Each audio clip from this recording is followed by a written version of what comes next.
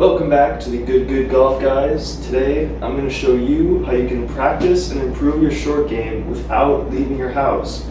Whether it's winter, whether you're in lockdown for some sort of quarantine, being able to improve your touch around the greens from your living room is a very useful skill. So let's get to it. The first thing we're going to work on is chipping.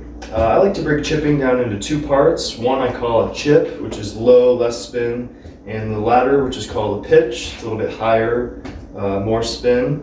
So for the chip, ball back in the stance, hands in front of the ball, little wrist action. You're just using your body like this to chip it right into your sofa or the leg of a chair. And what's nice is the ball returns to you, so you can do this indefinitely from whatever distance your house will allow. The second kind of chip, or what I call a pitch, the ball is a little bit more up in the stance. You're going to use a little bit more wrists, and instead of having your hands in front of the ball at impact, like on the chip, we're actually going to use our wrists and let the club pass our hands at impact, flipping the ball up. Now this one, you're going to want to clip the ball cleanly so you can get it up quickly. Now the goal of this drill is to get the ball up onto the sofa very quickly.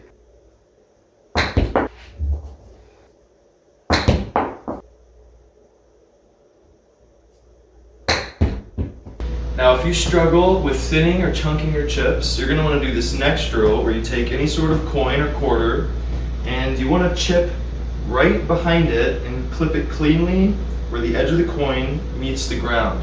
Now this is a good drill because if you hit it a little bit thin, you're just going to slide the coin across the ground. If you hit it fat, you're going to hit behind the coin and it's not going to go anywhere. But if you clip it just right, you should get it to, see that was thinned? You should get it to hop up onto your sofa.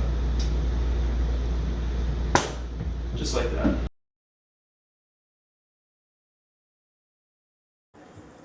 Now the best way to practice putting indoors is to get one of these cool little mats like this one from Birdie Ball. But if you're not willing to spend that much money, then a $6 or $7 mat like this one will work just as well. But even if you don't have one of those, any sort of dorm carpet or thin carpet like this, and any object that's close to 4.5 inches in diameter will also work just fine. I like to hit putts of varying distances and see how close I can get to the wall without actually touching it to work on your feel and your distance control.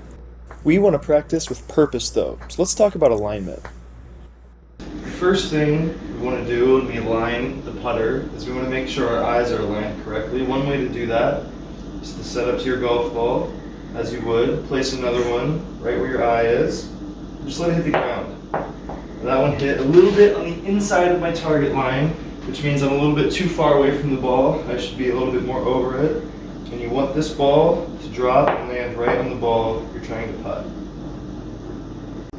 The next thing you want to have aligned to the putter is your feet and body. So you're going to want to take your stance, take an alignment rod or another club and just place it along your feet. Step back and you can make sure that that's perfectly parallel and in line with your target line. I found that I oftentimes point my feet to the right, which causes me to shut the putter face and pull it back to the left. So if that's you, you can diagnose and correct those problems. This next drill is going to help a lot with lag putting, and you don't even need a ball. So the most important part of a lag putt is to hit the ball solidly, so you know exactly how hot it's coming off the putter face. This drill is going to use quarters again, and you're going to stack them up like so, and the goal is to leave the bottom two undisturbed and just use your putter to nick the top one right off. And what that's going to do, it's going to simulate the exact part of the golf ball you should be hitting. Not too high where you'll lose power, or not too low where you could scrape it on the ground. This drill is very difficult, but you're just going to line it up and knock the top one off and try to leave the rest undisturbed.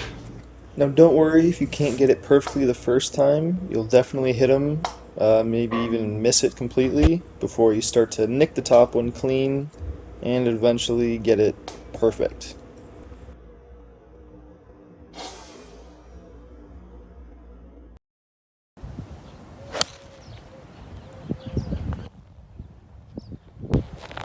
What?